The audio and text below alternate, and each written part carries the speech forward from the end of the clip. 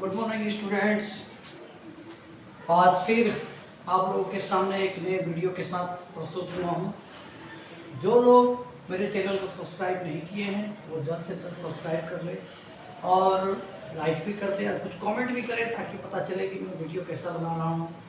और जैसा कि ग्रेविटेशन चैप्टर्स में मैंने 2 वीडियो डाल चुका हूँ ऑलरेडी, जिसमें स्टार्टिंग इसमें था आपका ग्रेविटेशनल फोर्स के बारे में बताया, सेकंड में था एक्सेलरेशन ड्यू टू ग्रेविटी के बारे में बताया।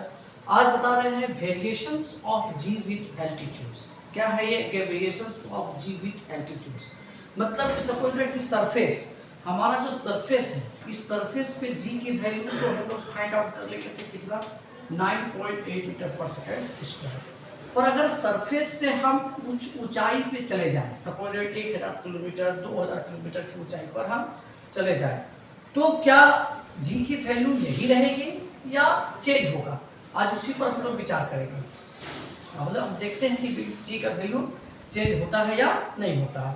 इसके लिए क्या किए कि हमने एक कंसीडर किया that the earth is a spherical in shape and earth Consider a earth spherical in shape having the mass m। उसके पास मास क्या है? m। और उसकी जो रेडियस है वो कितनी है? r। And an object of mass m, यहाँ पे ऑब्जेक्ट कुछ ऊंचाई पर हमने प्लेस कर दिया, of mass m is placed at a height of h। Clear है? And from the surface of the earth, earth के सरफेस से इसका h की ऊंचाई पर हमने कोई ऑब्जेक्ट को रख दिया, यहाँ से ये फ्रीली फॉल करेगा। तो जी की वैल्यू क्या यहाँ पे भी 9.8 रहेगी, या तो कम होगी या तो ज्यादा होगी। दो ही चीज हो सकता है, या तो 0 हो जाएगी। तो आज हम लोग इस वीडियो में देखेंगे कि कम होगा कि ज्यादा होगा। ठीक है, अब नाउ हमको पता है कि जी एट द सरफेस, सरफेस पे जी का इक्वेशन कितना था? gm/r² इज ऑलरेडी मैंने बढ़ा चुका हूँ। अगर वीडियो में जो आप नहीं देखे हैं वो सेकेंड वाले वीडियो देख ले, फर्स्ट वाले वीडियो देख ले तो आपको क्लियर हो जाएगा। g इक्वल टू क्या है? gm/r²।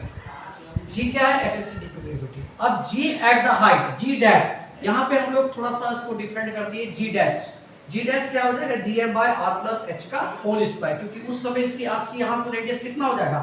r+h। ठीक है, ये पूरा का पूरा डिस्टेंस r+h, r यहाँ से यहाँ तक और h यहाँ से यहाँ तक, दोनों को जोड़ देंगे तो r+h की दूरी हो जाएगी r+h²। अब क्या किए कि दोनों इक्वेशंस को मैंने इक्वेट कर दिया, 1 और 2, इसको डिवाइड कर दिया 2 को किससे? 1 से। तो 2 को हम लोग इधर लिखे, फिर 1।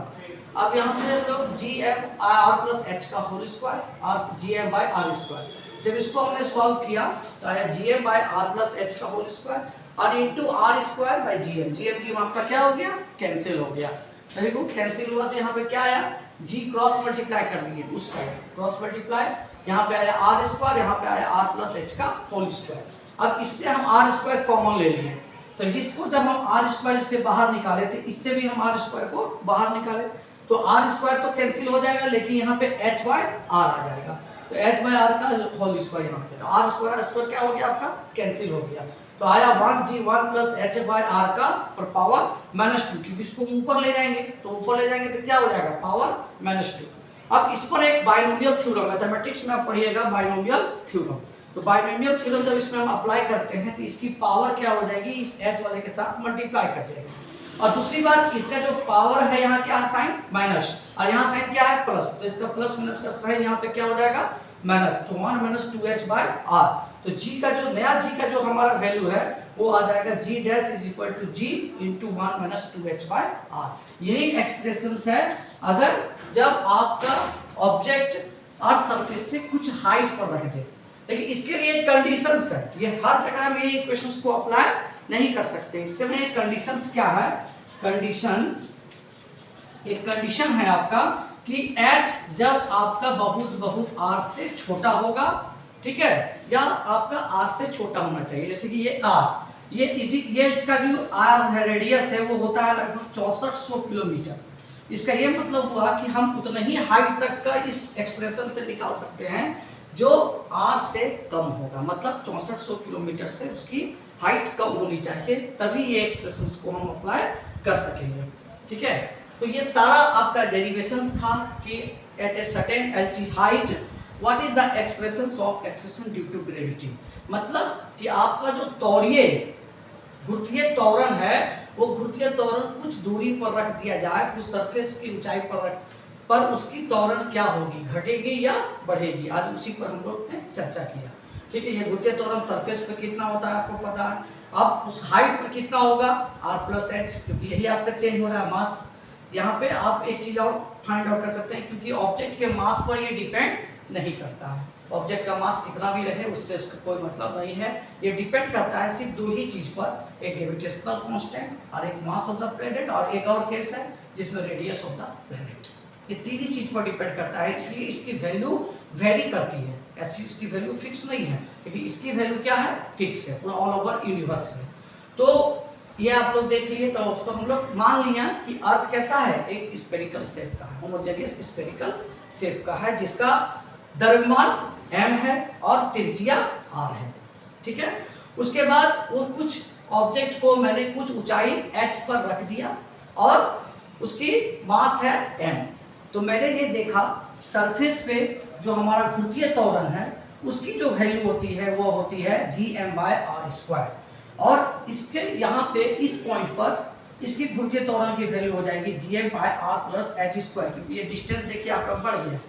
ठीक है, इसके कारण वहां पे r प्लस एच का होल स्क्वायर। अब हमने क्या किया कि दोनों वैल्यू को इक्वेट किया। तो पहली जो नई जो हाइट और घुर्तीय त्वरण थी उसको हमने सरफेस के घुर्तीय त्वरण से डिवाइड कर दिया। तो डिवाइड करने के बाद हमने ये पाया इक्वेशंस में चेंजेस होना शुरू हो गया। तो जब इसको मैंने चेंज किया तो gm/r प्लस एच का नीचे आ जाएगा और ये r² क्या हो जाएगा ऊपर, फिर कैंसिल आउट होगा, फिर आपका ये वैल्यू आ गया। फिर हमने क्रॉस मल्टीप्लाई किया तो ये g जो है, ये जो नीचे का जो g था वो उसके साथ मल्टीप्लाई हो गया। r² हमने इससे कॉमन ले लिया, इससे भी r² हमने कॉमन लिया, तो वहां पे 1 तो r कैंसिल हो गया, 1 बच गया। अब h के बाद क्या हो गया h/r²।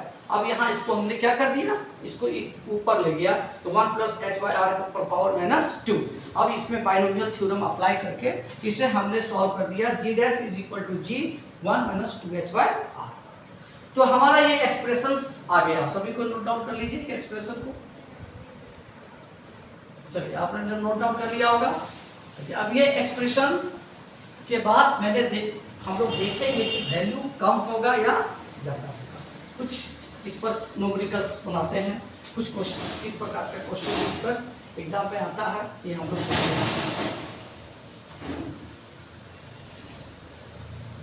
ना। सरफेस एट सरफेस हमारा g का वैल्यू होता है gm/r²। ये हमने पहले भी पढ़ा चुका हूं मैं, आपने देखा है वीडियो को। अब at a certain height h, इसकी वैल्यू हमने कितना निकाला, सर्टेन हाइट h, अभी g' = g 1 - 2h/r। लेकिन ये वैल्यू कब अप्लाई करेंगे, जब h की वैल्यू r से छोटी होनी चाहिए। ठीक है, तो आज हमने एक एक्सप्रेशन देख लिए, अब हम इस पर कुछ क्वेश्चंस करते हैं।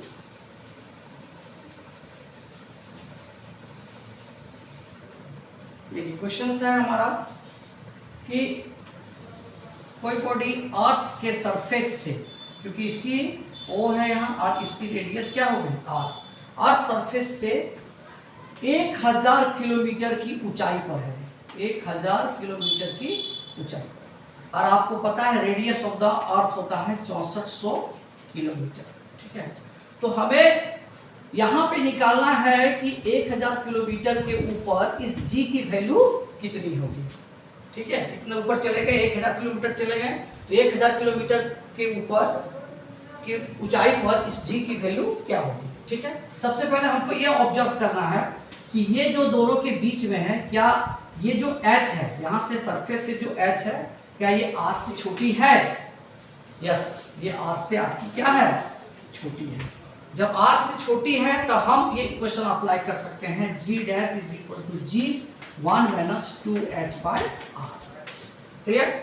अच्छा, अब ये तो न्यू चीज ये है और ये हमारा सरफेस का जी है, तो सरफेस पे जी की वैल्यू कितनी है 9.8। ठीक है, सबसे मैक्सिमम होती है सरफेस पे जी की वैल्यू। अब 1 - 2 × अप्लाई कर देंगे 1000 किलोमीटर और यहाँ पे लिख देंगे क्योंकि आर की वैल्यू कितनी है 6400, एच की वैल्यू कितनी है 1000। Now next g dash is equal to 9.8 गुना आपका देखिए यहाँ पे 1 माइनस कितना हो जाएगा 2000 by 6400 kilometre. Now next g dash is equal to 9.8, यहाँ पे इसको सॉल्व करेंगे तो आएगा 6400 minus 2000 by 6400। It is clear, यहाँ तक क्लियर है। Next g dash is equal to 9.8, अब यहाँ पे माइनस करते हैं 0 0 क्योंकि यहाँ 4 और यहाँ भी 4, यहाँ पे कितना हो जाएगा आपका 6400, 2 0 2 0 कैंसल्स, अब यहाँ हो जाएगा 2 2, यहाँ हो जाएगा आपका 3 2। द नेक्स्ट 9.8 into 2 2 by 3 2, यहाँ हो जाएगा 1 1, यहाँ हो जाएगा आपका 16।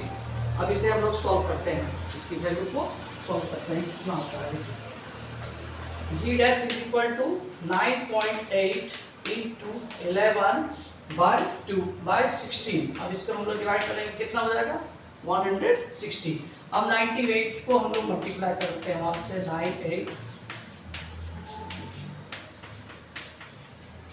1078 और नेक्स्ट हो जाएगा 160। अब 160 को हम लोग क्या कर देंगे 60 से 1078 को डिवाइड कर देते हैं, तो बोलिए कितना हो जाएगा 64। आपका 5 6 6 से करते हैं तो देखिए 6 7 से ज़्यादा हो जाएगा 6 0 36 बाकी 3 और 966 बाकी 1 हो गया यहाँ पे। अब यहाँ पे 118, देखिए 6 पॉइंट आपका आ जाएगा यहाँ पे 7 से मैंने करता हूँ तो अगर 7 हो गया आपका 0 42 4 11, ठीक है वेरी गुड। देखिए ना तो लगभग जी की वैल्यू हो जाएगी 6.7 मीटर पर सेकेंड स्क्वायर। तो आप देख रहे हैं कि कुछ ऊंचाई पर जैसे ही ये गया वहां पे इसकी वैल्यू क्या हो गई कम।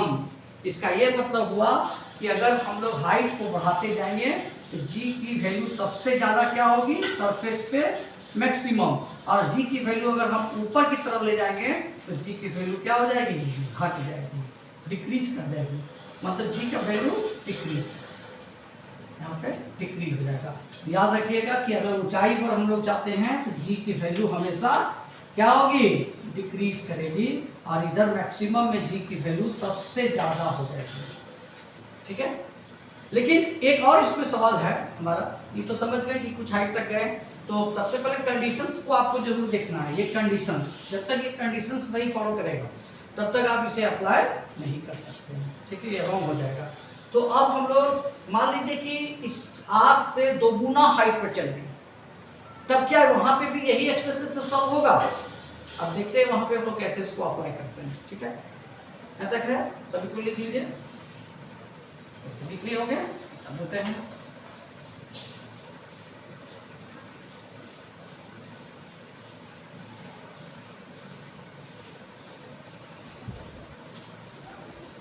अब नेक्स्ट जो क्वेश्चन है, सपोज दैट ये एक क्वेश्चन है आपका जिसमें ये तो कंडीशन था कि जब तक आपका एच की हाइट होनी चाहिए क्या रेडियस से कम, लेकिन सपोज दैट ये अर्थ है, अर्थ का ये सेंटर पॉइंट ये हमारा आर हो गया। अब इसके दुगुना हाइट में चले गए 2r ट्वाइस आर, मतलब एच की वैल्यू क्या हो गई ट्वाइस आर। क्या कंडीशंस है यहाँ पे कि h is less than r, no, यहाँ पे ये कंडीशंस नहीं है। तब आप कैसे सॉल्व करेंगे इसे सॉल्व करने का क्या तरीका है, ठीक है।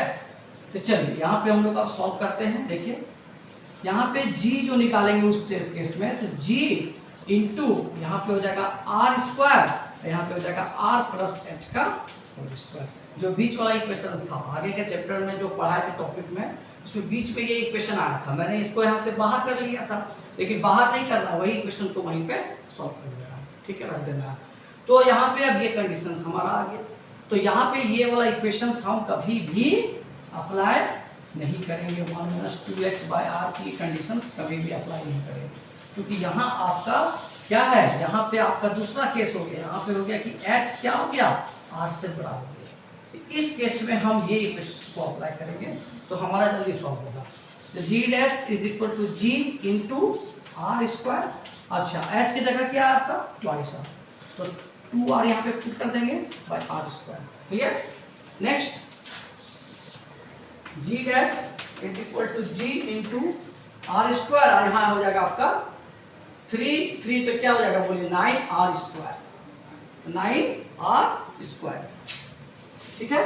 अब यहाँ पे ये हो जाएगा कैंसिल, तो g की वैल्यू कितनी हो जाएगी g बाय 9, मतलब g 9.8 और यहाँ हो जाएगा 9, तो कट जाएगा तो 1.0 आपका 08 मीटर पर सेकेंड स्क्वायर।